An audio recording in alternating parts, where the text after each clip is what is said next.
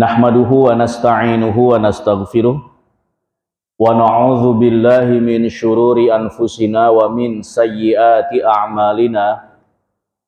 May yahdihillahu fahuwal muhtadi wa may yudlilhu falan tajida lahu waliyyan mursyida. Asyhadu an la ilaha illallah wahdahu la syarikalah wa asyhadu anna Muhammadan abduhu wa rasuluh alladzi la nabiyya wa la rasula ba'dah, amma ba'du. Fa inna asdaqal hadits kitabullah wa khairal hadiyyi hadiyyu Muhammadin sallallahu alaihi wasallam wa syarral umuri muhdatsatuha wa kullu muhdatsatin bid'ah wa kullu bid'atin dhalalah wa kullu dhalalatin finnar. Alhamdulillah, untuk yang kesekian kalinya dalam hidup kita terucap kembali puji dan rasa syukur kehadirat Allah Subhanahu wa taala, hingga dengan saat ini Allah masih melimpahkan rahman dan rahimnya kepada kita semua, dan dengan rahman dan rahim Allah lah di kesempatan malam hari yang membahagiakan ini kita bisa kembali hadir di rumah Allah Subhanahu wa taala, menghadapkan wajah, menundukkan hati, menunaikan aktivitas-aktivitas yang difardukan oleh Allah Subhanahu wa taala, yaitu kita melaksanakan sholat maghrib, dan alhamdulillah kita tunaikan secara berjamaah. Kita bersyukur kepada Allah bahwa kenikmatan-kenikmatan yang Allah berikan kepada kita mampu kita syukuri dengan beribadah kepada Allah Subhanahu wa taala.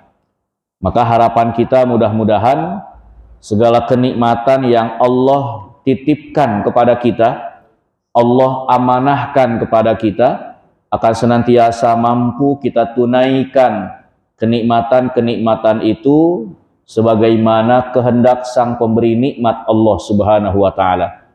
Sehingga mudah-mudahan kita mampu mensyukurinya, dan Allah pun semakin menambah nikmat itu untuk kita semua. Hadirin ikhwatu iman, Bapak dan Ibu jamaah Masjid Al-Huda yang insya Allah kita semua dimuliakan oleh Allah Subhanahu wa taala. Insya Allah kita melanjutkan kembali pembahasan kitab Riyadhus Shalihin, masih bab tentang perkara-perkara yang dilarang, dan hari ini kita masuk kepada bab ma yubahu minal ghibah, bab tentang ghibah yang dibolehkan. Nah, ini ya. Jadi kalau dalam pertemuan-pertemuan sebelumnya kita sudah membahas betapa buruknya, betapa jeleknya perilaku ghibah.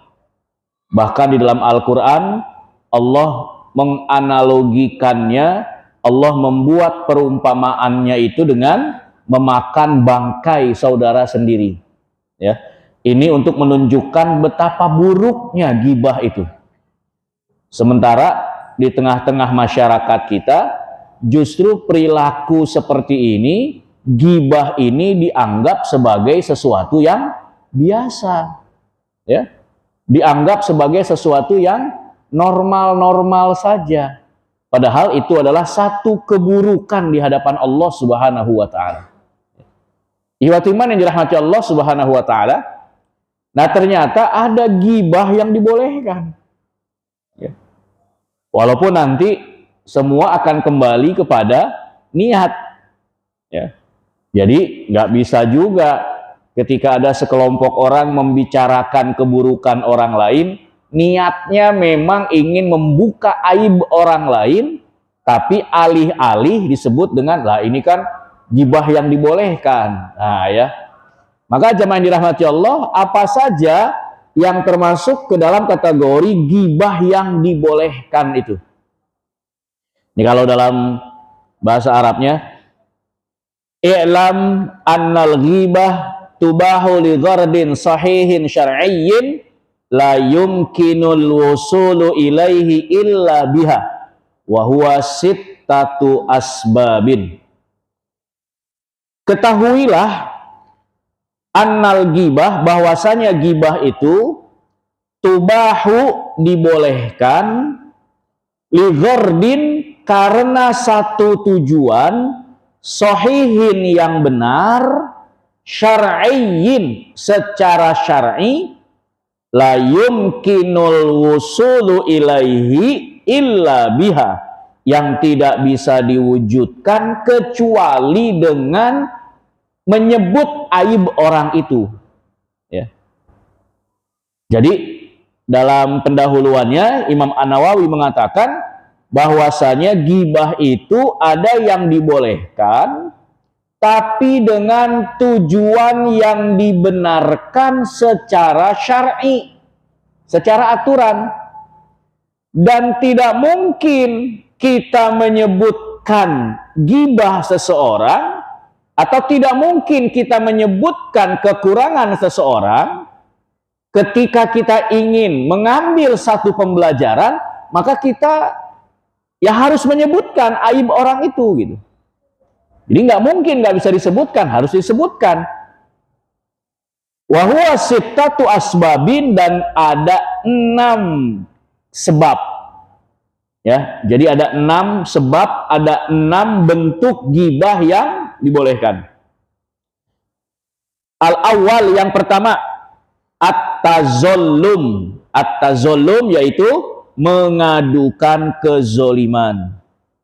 Yang pertama, jadi boleh kita menyebutkan aib seseorang, menyebutkan kekurangan seseorang, tapi memang konteksnya adalah at-tazollum, mengadukan kezoliman. Fayajuzu lil mazlum an yatazollama ila sultani wal qadi wa ghairiha mimman lahu wilayah. Orang yang dizolimi boleh mengadukan perbuatan pihak yang menzoliminya ila sultani wal qadi, kepada sultan, maksudnya penguasa, ya, wal qadi, dan juga kepada hakim, wa ghairiha, atau orang lain, mimman lahu wilayah, yang memiliki kewenangan atau memiliki kekuasaan. Au qudratun ala insofihi min zolimihi, atau dia bisa atau dia mampu untuk menghentikan dari kezolimannya. Jadi yang pertama, boleh kita membicarakan aib orang lain, menyebutkan aib orang lain, atau yang kita sebut dengan gibah, tapi niatnya tazollum. Apa tazollum? Mengadukan kezoliman, itu boleh. Ini seperti yang pernah saya sampaikan, contohnya adalah ketika seorang istri, dia mendapat perlakuan kekerasan dalam rumah tangga. Seorang istri wajahnya babak belur. Seorang istri hidupnya sengsara, sementara suaminya hidup nyaman, nikmat. Ketika ditanya, kenapa ibu wajahnya babak belur? Karena ternyata suaminya ringan tangan, suka mukul. Kalau ringan tangan suka ngasih nggak apa-apa. Ringan tangan suka mukul. Salah sedikit gelepak, salah sedikit mukul, ya. Atau suami tidak bertanggung jawab, suami tidak memberikan nafkahnya. Maka ketika seorang istri diperlakukan seperti itu, dia datang kepada hakim, dia datang kepada penguasa, dia datang kepada pihak yang memang berwenang untuk mendengar. Nah ya, kalau di kita sekarang ada Komnas Perlindungan Anak dan Perempuan. Bahkan kalau tidak salah di kantor-kantor kepolisian kan ada tuh, ya, yang khusus menangani anak dan perempuan. Nah, ketika seorang istri ini datang, kemudian dia mengadukan permasalahannya, Kenapa ibu wajahnya babak belur? Ketika si istri menyebutkan keburukan suami, bukankah itu merupakan ghibah? Jadi ketika disebutkan, aduh suami saya ringan tangan, kata yang dengerinnya, ibu nggak boleh gitu, ibu menyebutkan kekurangan suami, nggak boleh, itu ghibah. Loh nggak begitu. Ya. Justru dibolehkan seorang istri, dia menyebutkan keburukan perilaku suaminya, littazallum, karena memang untuk mengadukan kezoliman sang suami. Atau siapa pihak-pihak yang memang melakukan kezoliman, silakan. Ya. Misalnya di satu lingkungan, ya, di satu lingkungan ada aparatur pemerintah yang mungkin tidak amanah, maka kemudian disampaikan kepada siapa? Kepada pihak yang berwenang. Ada apa, Pak? Itu Pak, di wilayah kami ada pengurus ini aparat pemerintah yang nggak amanah, ini banyak uang yang harusnya digunakan untuk pembangunan ternyata ditilep, gitu ya. Mengadukan kezoliman, itu kan sebuah kezoliman, maka diadukan kepada pihak yang berwenang. Ketika kita menyebutkan ada pihak yang ternyata suka nilep uang bantuan, itu kan aib.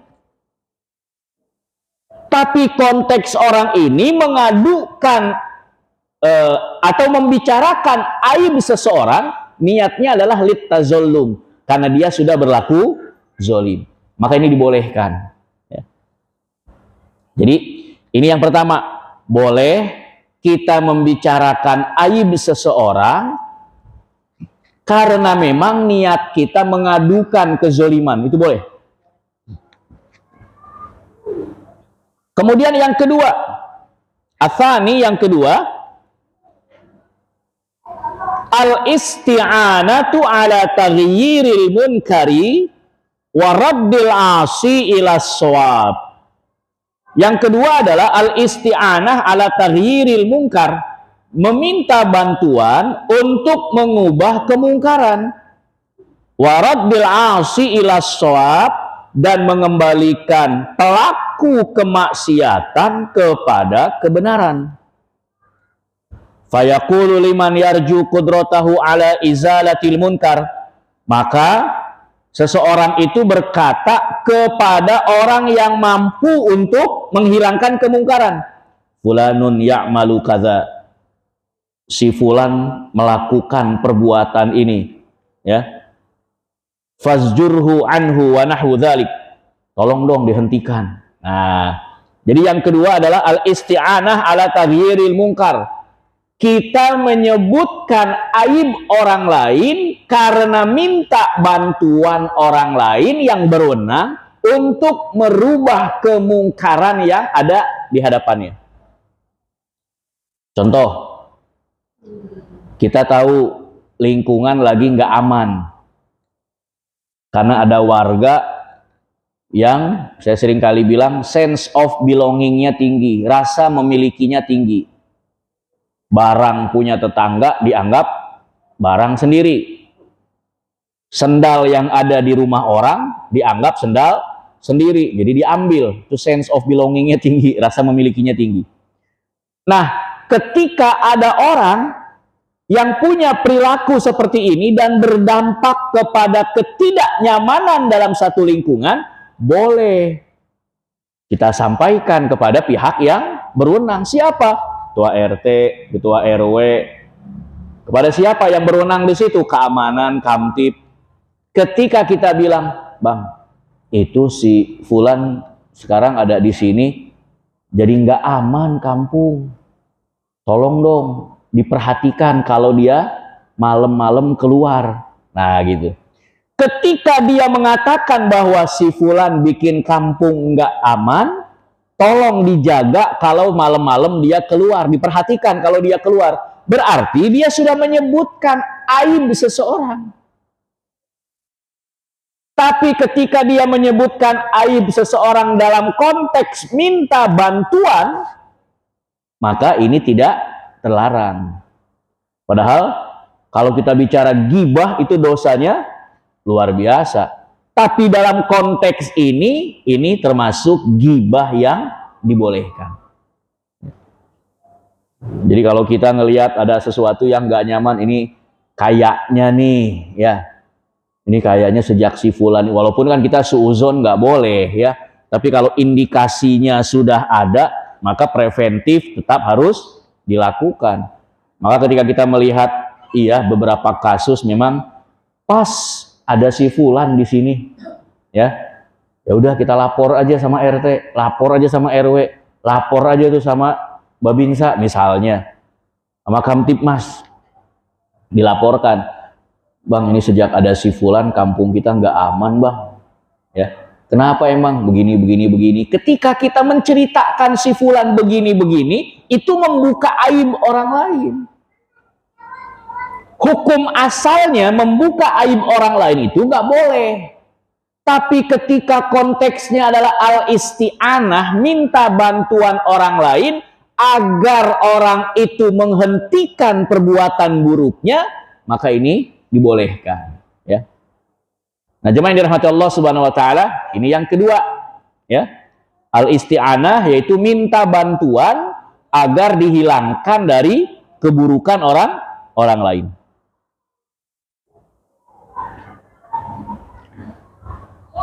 Nah, kalau di sini, dan ucapan lain yang semakna, yang maksudnya adalah berusaha menghilangkan kemungkaran.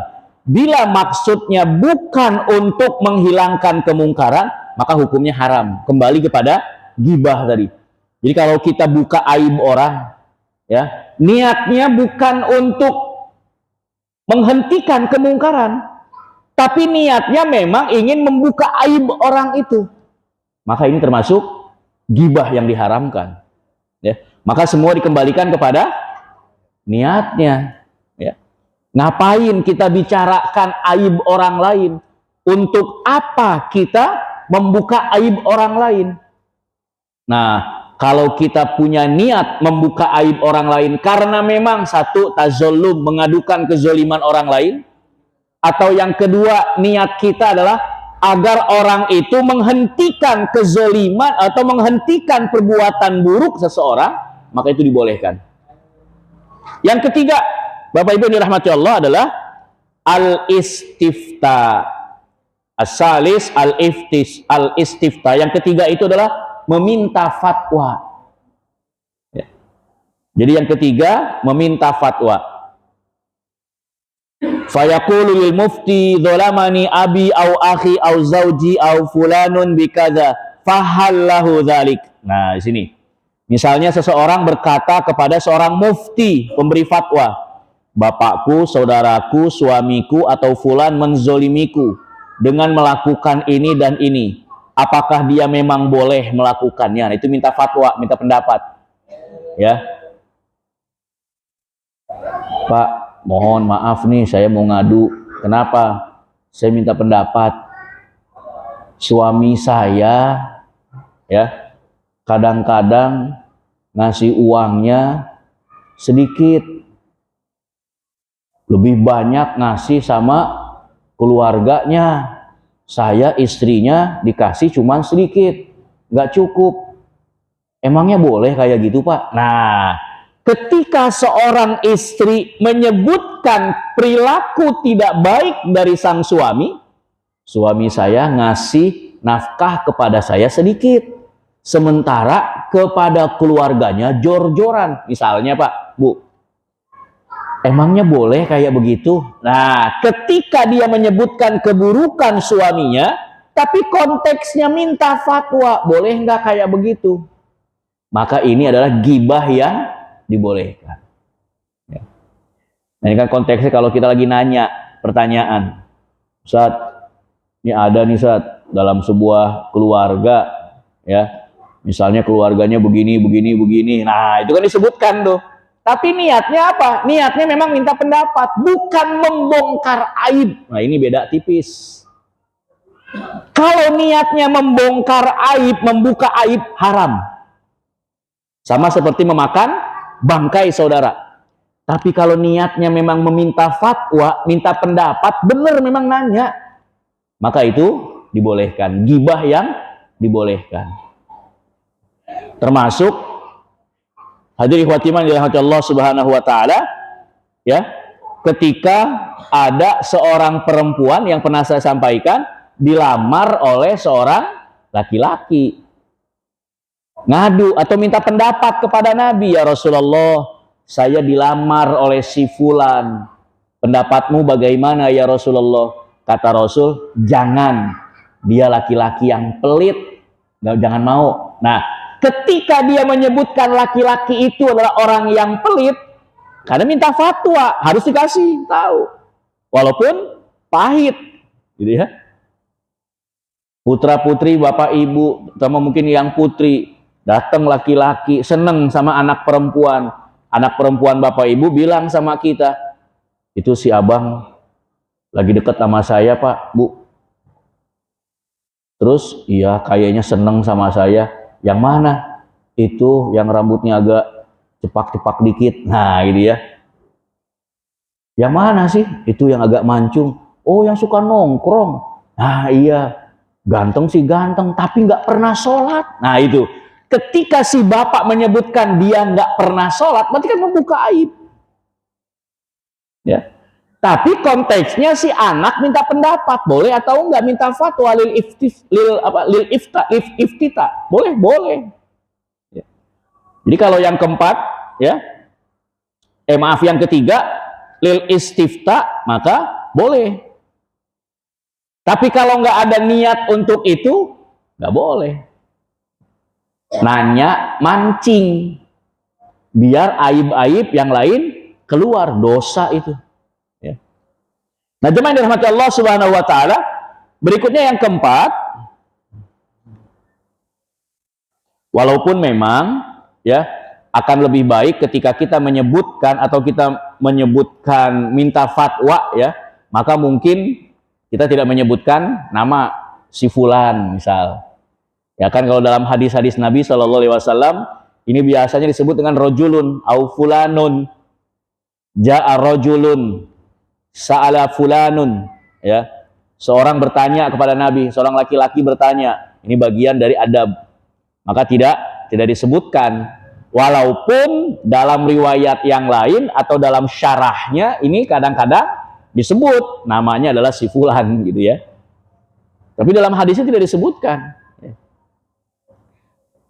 Datang seorang Arab gunung, kemudian dia buang air kecil di di dalam masjid, kan nggak disebutkan siapa namanya, siapa Arab gunung itu. Orang Arab gunung kan banyak, ya. Ini bagian dari adab, ya. Nah, jemaah dirahmati Allah Subhanahu wa taala, berikutnya yang keempat, tahdzirul muslimina minasyarri wa nasihatuhum wa dzalika min wujuh. Yang keempat itu memperingatkan kaum muslimin dari keburukan dan menasehati mereka.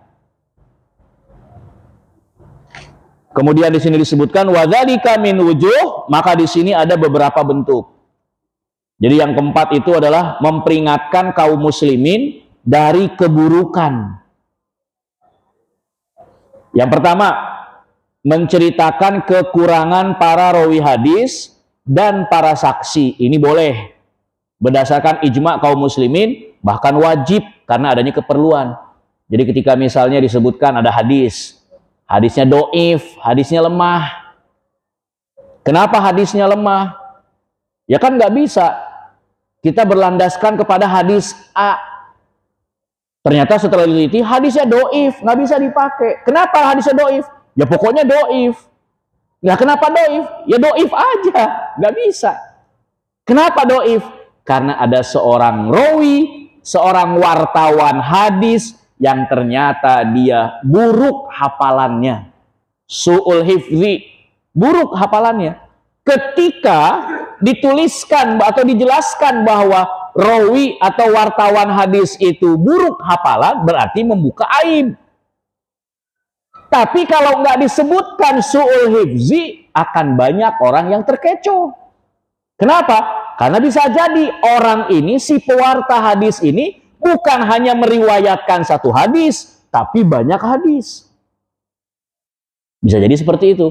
Maka ketika disebutkan, oh ini hadis dari si fulan, para rijalul hadis, ya, para ahli hadis ini kemudian akan melihat dia meriwayatkan hadis yang mana saja nih.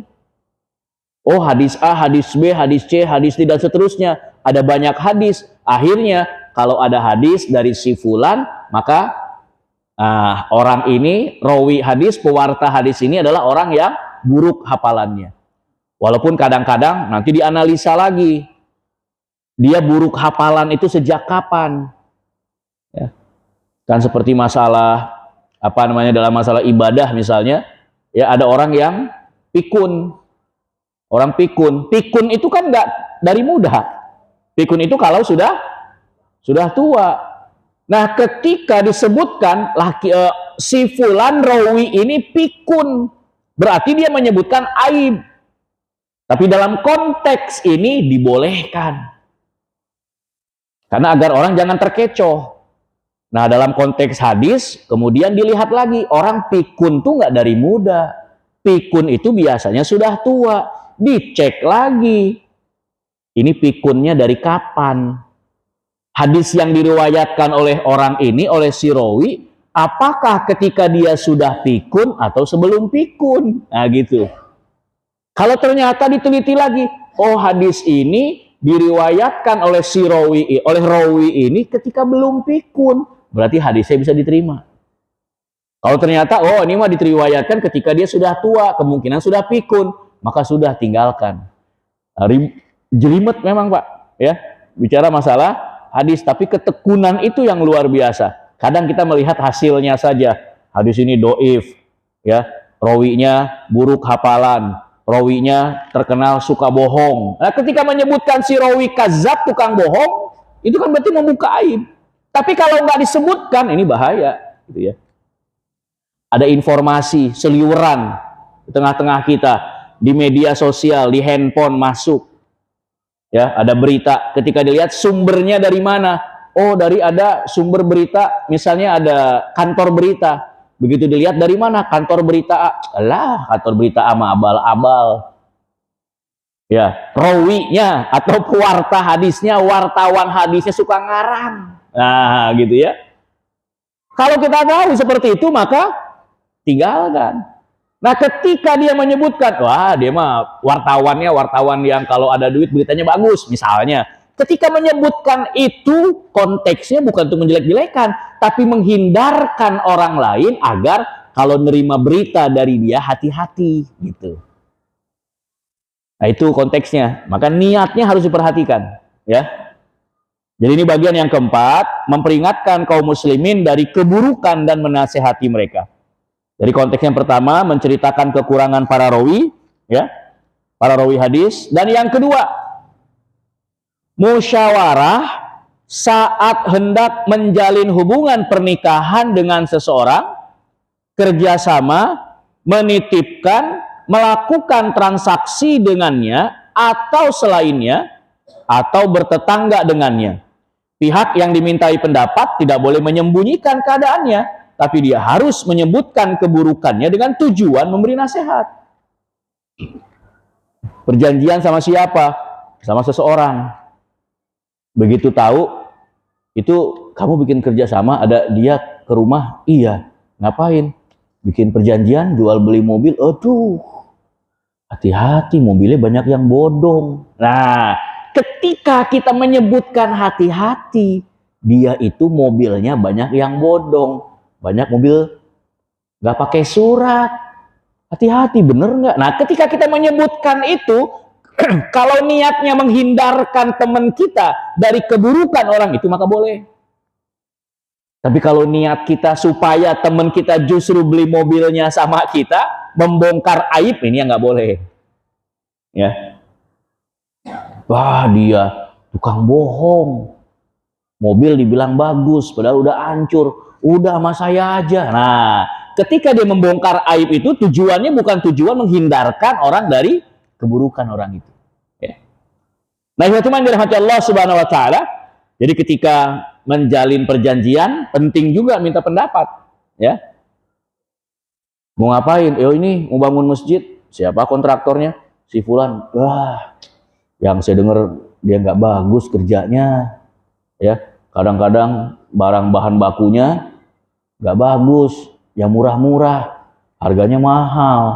Nah, ketika menyebutkan itu, tujuannya adalah agar orang tidak terjebak dengan keburukan orang tersebut. Maka ini boleh. Ya. Tapi kalau niatnya tidak ada untuk itu, maka hukumnya haram, nggak boleh. Ikhwatiman dirahmati Allah. Kemudian yang ketiga, di sini yang kaitan dengan poin keempat, ya, memperingatkan kaum muslimin. Bila seorang melihat pelajar fikih sering mendatangi ahli bid'ah atau orang fasik untuk menimba ilmu darinya, dan dia khawatir pelajar fikih tersebut tertimpa bid'ahnya, maka dia patut menasehatinya dengan menjelaskan keadaannya dengan syarat tujuannya adalah nasihat. Perkara ini sering disalahartikan karena orang yang menyebutkan keadaannya bisa terdorong oleh rasa iri, setan yang menyamarkan dan menampakkan kepadanya seolah-olah hal itulah nasihat. Maka ini lagi perhatikan. Jadi kembali pada niat. Jadi gini, ada orang nih, dia mau belajar hukum, mau belajar agama. Ternyata belajarnya kepada siapa? Belajarnya kepada orang yang asal-asalan. Ya, jadi ada misalnya seorang ustadznya, gurunya, kiainya yang mohon maaf mungkin nggak selektif, hadisnya sahih atau enggak, yang penting disampaikan, kan begitu.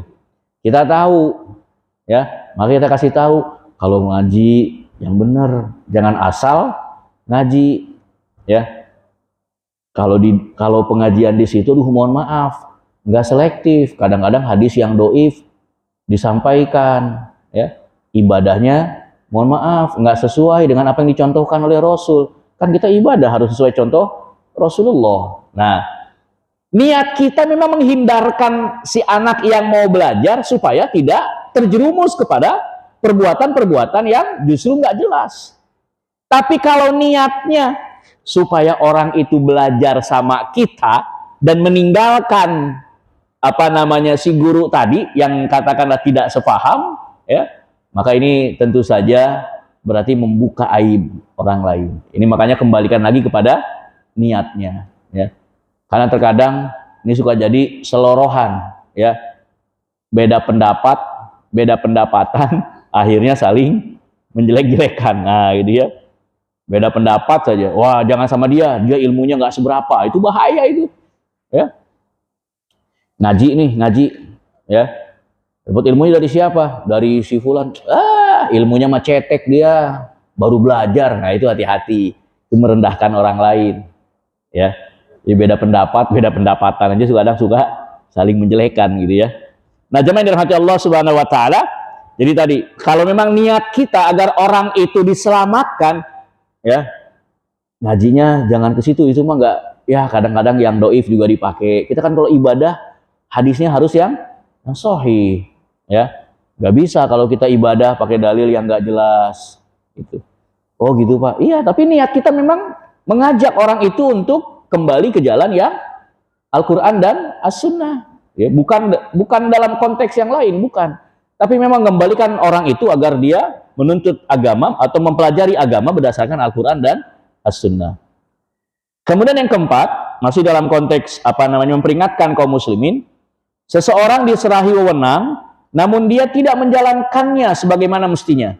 Bisa jadi karena dia memang tidak kompeten, atau dia fasik atau lalai, atau yang semisalnya. Maka hal ini wajib disampaikan kepada atasannya yang memiliki wewenang lebih luas, agar dia menggantinya, melengsarkannya dengan orang yang lebih baik, agar atasannya mengetahui hal itu, sehingga bisa mengambil tindakan. Jadi kalau dalam sebuah pekerjaan, ya, kita tahu ternyata ada orang yang nggak kompeten, kalau kerja asal-asalan, ya, maka kita bilang sama atasannya, dia kerjanya kurang baik, dia kerjanya kurang nggak serius, males-malesan. Kalau ada bapak saja kerjanya bener, kalau bapak nggak ada tidur melulu. Nah, misalnya ketika dia menyebutkan itu, niatnya adalah agar bapak tidak terkecoh, pimpinan tidak terkecoh, maka itu dibolehkan. Bukan sekali lagi dalam konteks membuka aib dan ingin menyebarkan kekurangan orang itu, bukan. Ya. Nah, jemaah yang dirahmati Allah Subhanahu wa taala, jadi yang keempat tadi adalah memperingatkan kaum muslimin dari keburukan dan menasihati mereka. Kemudian ikhwatiman dirahmati Allah, yang kelima, al-khamis, an yakuna mujahiran bi fisqihi au bid'atihi kal mujahiri bi syurbil khamri wa musadaratin nasi wa akhzil maksi wa jibayatil amwali zulman wa tawallil umuril batilah wa yajuzu zikruhu bima yujahiru bih.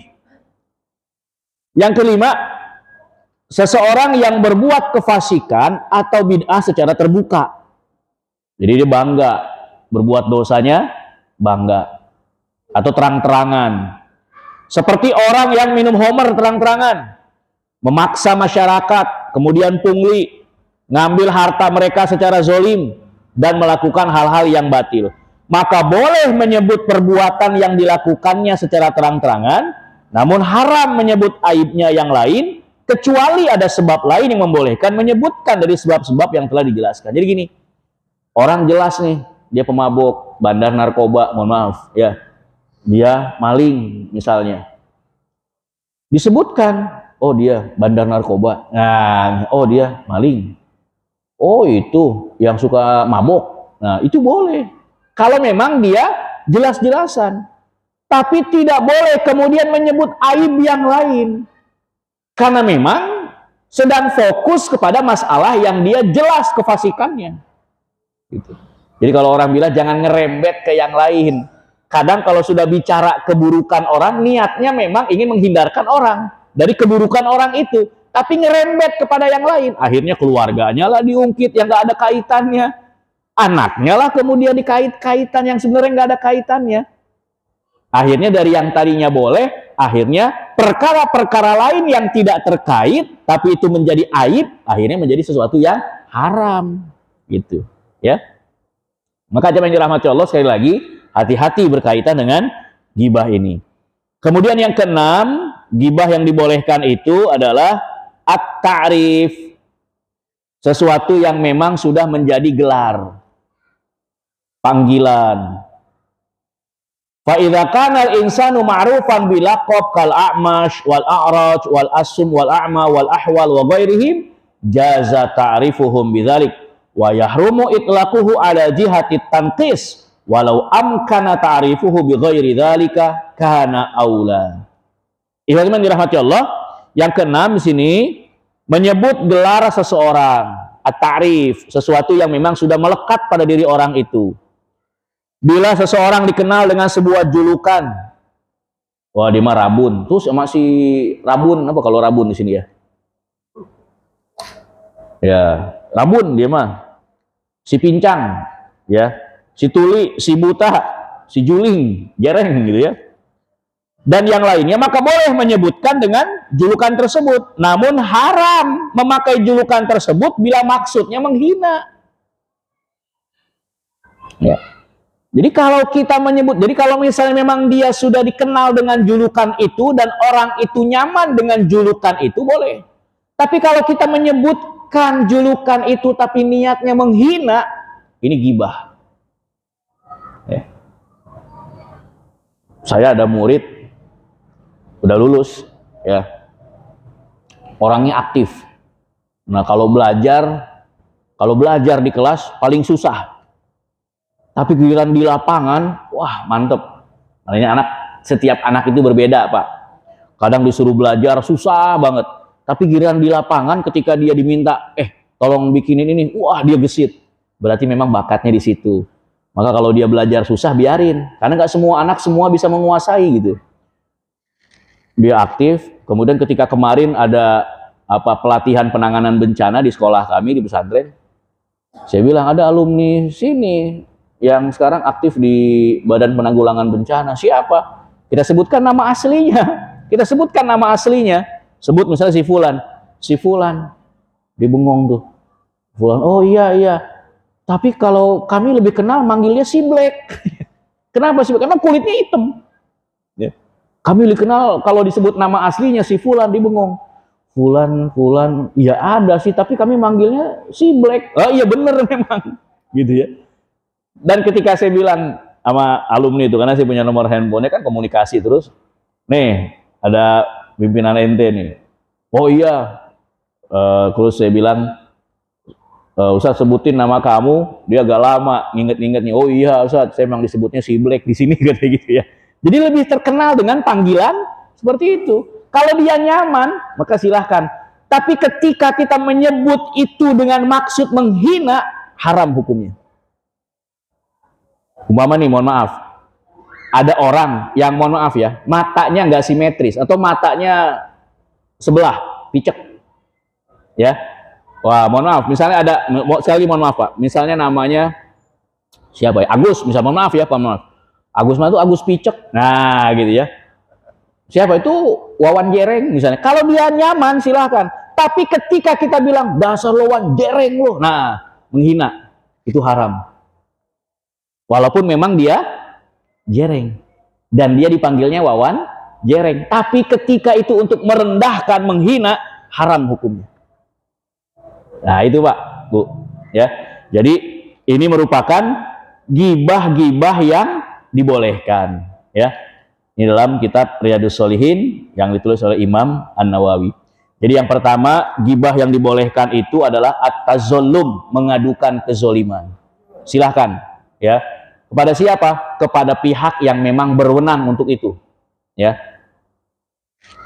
Di sini misalnya ngadunya ke Ustadz Gani, memang punya wewenang untuk itu misalnya, atau ke siapa? Ke RT, ke RW, silahkan.